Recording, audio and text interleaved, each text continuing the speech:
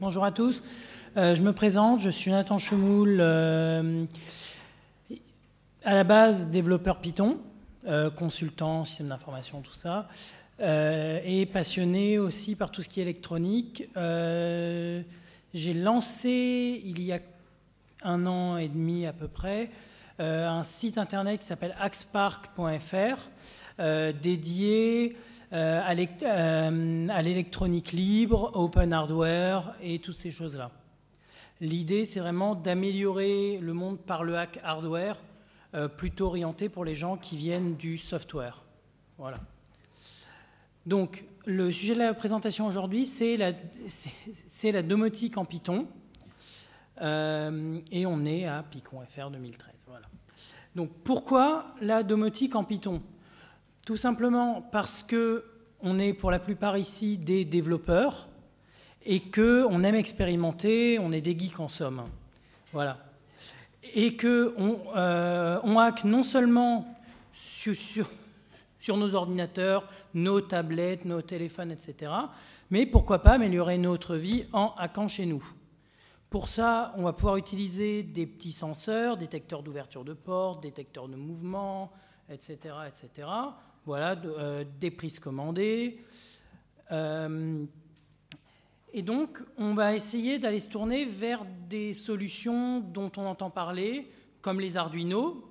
Pour ceux qui ne connaissent pas, c'est un microcontrôleur, c'est-à-dire que c'est un tout petit CPU avec un peu de RAM, de stockage, etc., où on peut aller dialoguer avec des dispositifs électroniques divers et variés, et où on peut aller allumer ou éteindre des broches sur le truc.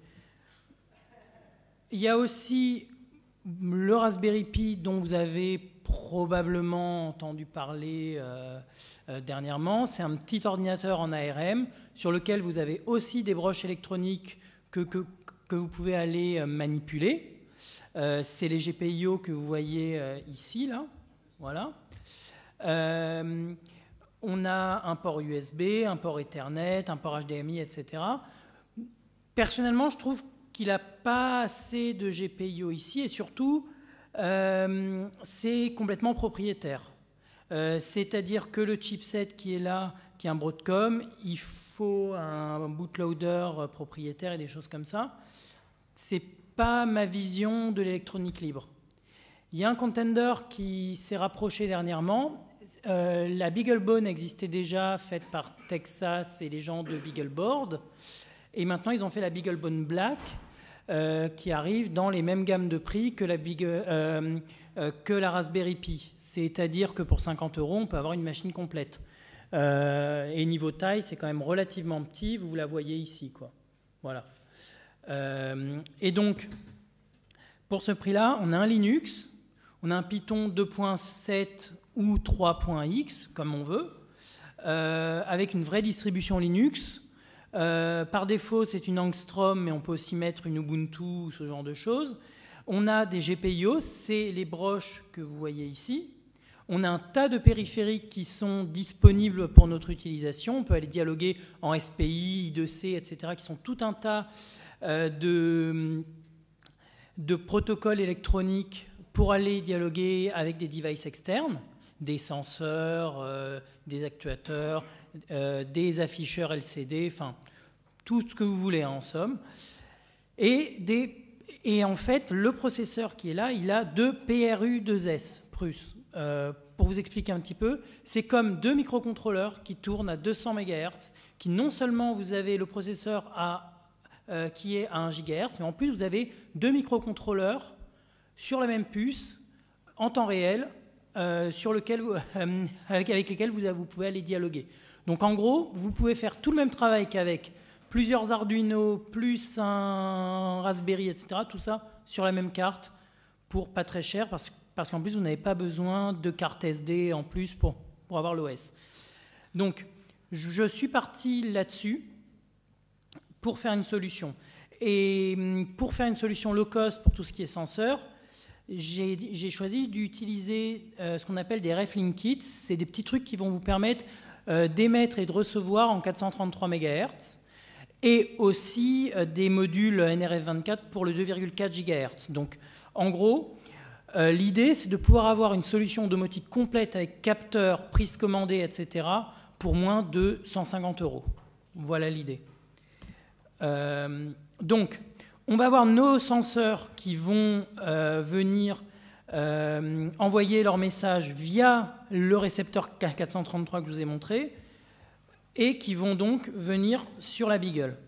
La Beagle va pouvoir commander des prises commandées en 433 ou 2,4 ou autre. Après, si vous avez un autre système domotique chez vous, ça pourra aussi venir le commander en Ethernet ou autre.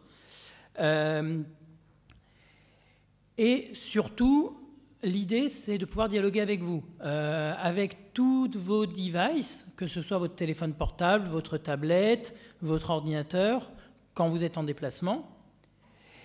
Et aussi des senseurs de température pour chez vous, comme ceux-là, ou même un lecteur d'empreintes digitales pour pouvoir savoir que c'est vous quand vous rentrez chez vous. Même, voilà. Donc, pour ça, on a mis en place un système de plugins en Python avec des plugins d'entrée, tout ce qui est senseur, réception de SMS ou des choses comme ça. Des plugins de sortie, encore une fois en voie de SMS, actionnement des volets roulants, actionnement des chauffages, allumer ou éteindre les lumières, etc.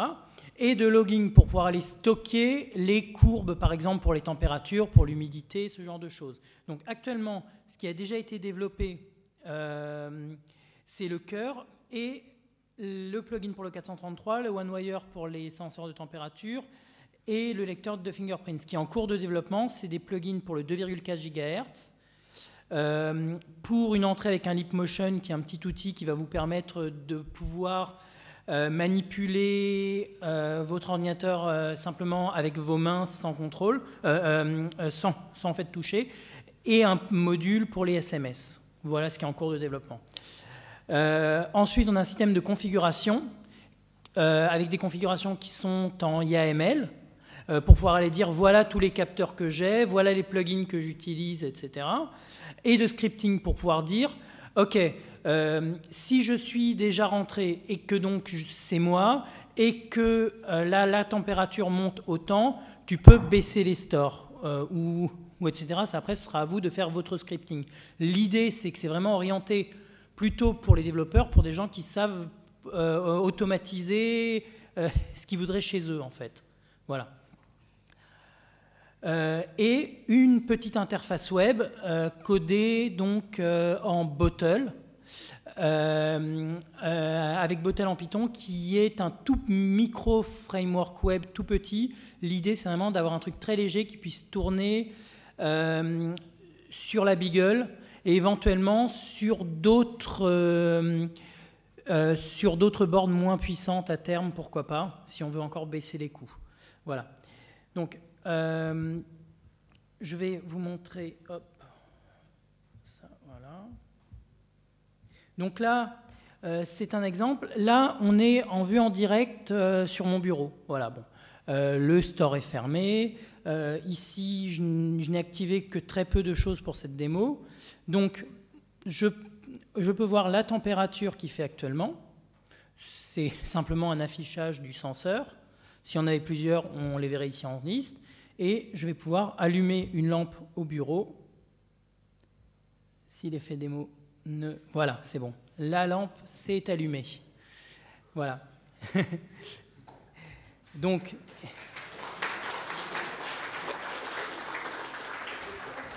Quoi? Peut-être pas quand même. Voilà.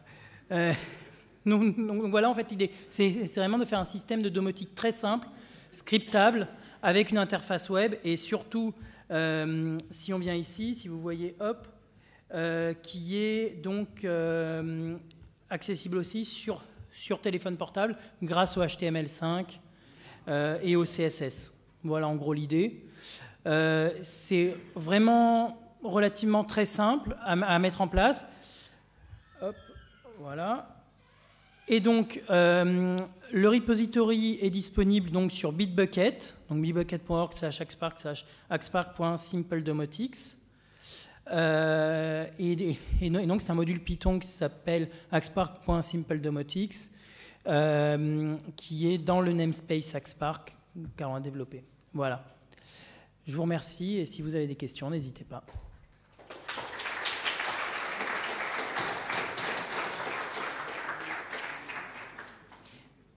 Et si vous voulez venir voir, tout est disponible ici, les prises commandées, les petites télécommandes que vous pourriez utiliser avec, etc. Ouais, on a vu l'URL, est-ce que tu peux nous donner le login et le mot de passe aussi, s'il te plaît? Peut-être pas, non. Y a-t-il d'autres questions un peu plus sérieuses ou pas?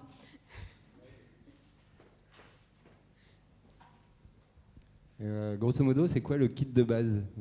Combien ça revient pour allumer la lumière chez soi depuis Internet? Alors, il y a ces petites prises commandées là. Ça, c'est en gros si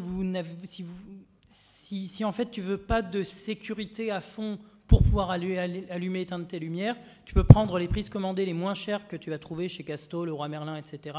Celles-ci, elles sont disponibles en kit par 4 pour 15 €, je crois. C'est les moins chères qui sont vraiment tout en bas sur les linéaires. Donc ça vaut 15 €. La Beagle, ça va te coûter 50 et quelques euros. Et le RF Link Kit, je crois qu'il a 4-5 €. Donc pour moins de 100 €, tu peux aller allumer et éteindre la lumière. Après, si en fait tu veux cette démo-là avec la température, il faut un capteur DS18B20 qui est un capteur One Wire pour la température. Après, tu peux en mettre énormément chez toi un peu partout sur une même ligne. Chaque capteur, il est à 4 €, je crois. Donc, voilà. Qu'est-ce qui empêche le voisin de commander mes prises? Alors, en l'occurrence, sur celles-ci, qui sont les versions les moins chères, concrètement, rien ne l'en empêche. Sur les versions plus évoluées en 2,4 GHz ou même en 433 qui ont ce qu'on appelle un rolling code, c'est-à-dire qu'il va les tourner sur des codes connus à l'avance. Là, par contre, ça va déjà être beaucoup plus difficile pour lui.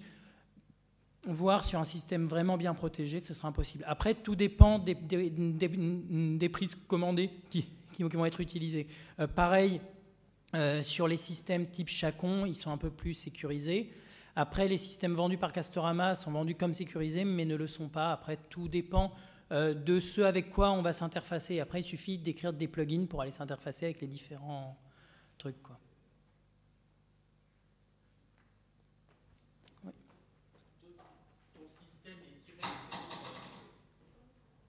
Ton système est directement plugué sur Internet, c'est lui qui sert à HTML à travers Bottle, il n'y a pas d'ordinateur entre les deux. Il n'y a pas d'ordinateur, à part lui qui est un ordinateur quand même cadencé à quand même 1 GHz. Donc c'est vraiment déjà un ordinateur à lui tout seul, quoi.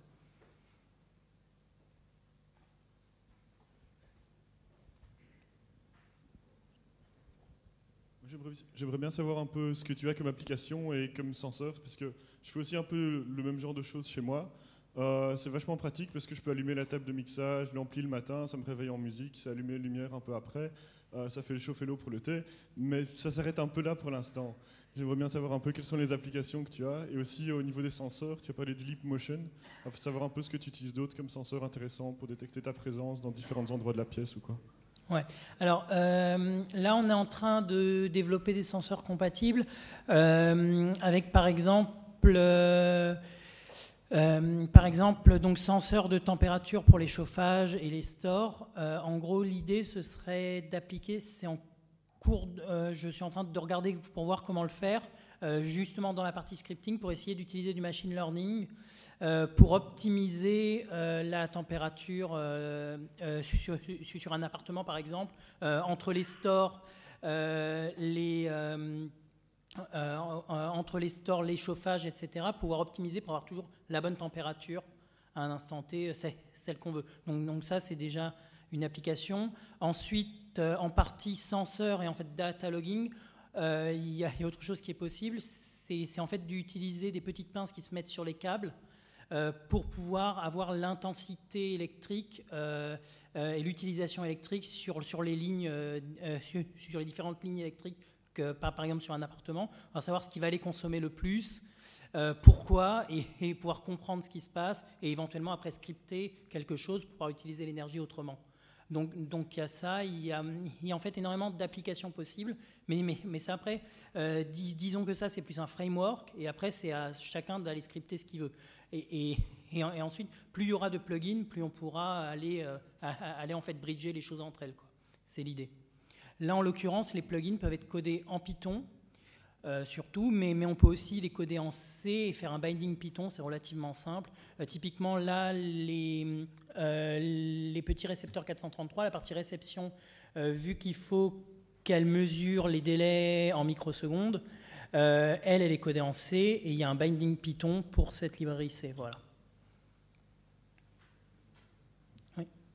Oui, je voulais savoir s'il y avait des systèmes pour détecter la présence de quelqu'un, c'est-à-dire soi-même, c'est-à-dire avec son téléphone mobile ou autre chose. Par exemple, je me déplace dans les pièces et la musique me suit au niveau des haut-parleurs, par exemple, ou que ça détecte, je vais dans le couloir et ça allume les lumières que du début du couloir vers la fin. Ouais. Là, on voit ici ce capteur-là, celui-ci là, c'est un capteur PIR, c'est un capteur de présence qui va nous dire il y a eu un mouvement à tel endroit. Donc ça, en fait, déjà, c'est pas nominatif, mais on peut. Ensuite, ce qu'on peut imaginer, c'est des récepteurs RFID, et en fait d'avoir une petite carte RFID ou quelque chose comme ça, et comme ça, il pourra nous suivre, savoir où est-ce qu'on est exactement. C'est possible. Après, là en l'occurrence, ce qui est déjà codé, c'est les capteurs de mouvement PIR tout bête qui vont juste dire il y a eu un mouvement à tel endroit. Après, on ne sait pas ce que c'est ni pourquoi, mais on a déjà eu un mouvement. Pareil, on a une caméra. Rien n'empêche d'utiliser OpenCV pour aller faire de la reconnaissance d'objets ou autres. On va savoir, tiens, par exemple, c'est mon chat qui est dans telle pièce. Je vais lui ouvrir les volets parce qu'il aime bien aller regarder. Il repart, je vais aller lui refermer les volets. Pourquoi pas, hein.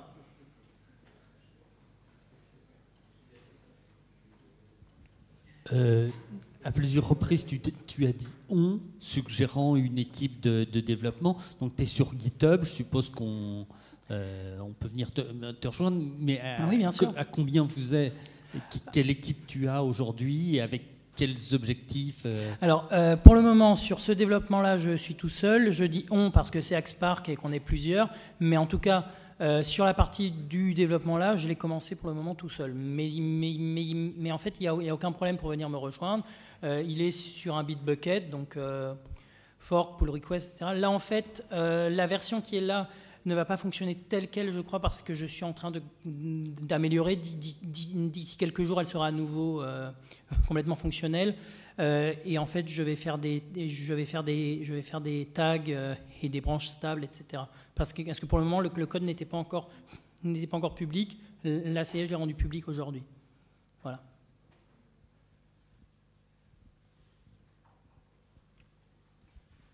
Alors, une seconde question. Tu parles beaucoup de chauffage. Est-ce que c'est possible de contrôler tout ce qui est les systèmes de thermostat, chauffage, chaudière actuellement ? Alors, tout dépend comment est fait ce système-là. Il y en a certains qui sont assez basiques et qui ont juste une petite station qui en fait dialogue en 433. Je sais qu'il y a eu des reverse engineering sur ces protocoles-là. Je pense que c'est tout à fait possible de les piloter grâce à ça. Ouais. Après, il faut voir... Pour les autres systèmes, je ne sais pas. Pour tout ce qui est X10 et autres, il faut par contre un device pour pouvoir aller dialoguer avec. Ça, il en existe. Et après, il faut aller le piloter et faire un plugin pour, quoi. Là, en fait, je parlais plus des chauffages au niveau commutation électrique des chauffages, parce qu'il y en a qui ont en fait un système de fil, et si on met un relais commandé, on peut aller activer ou pas un contact, ça va aller allumer ou éteindre un chauffage. Et là, en fait, du coup, on peut facilement.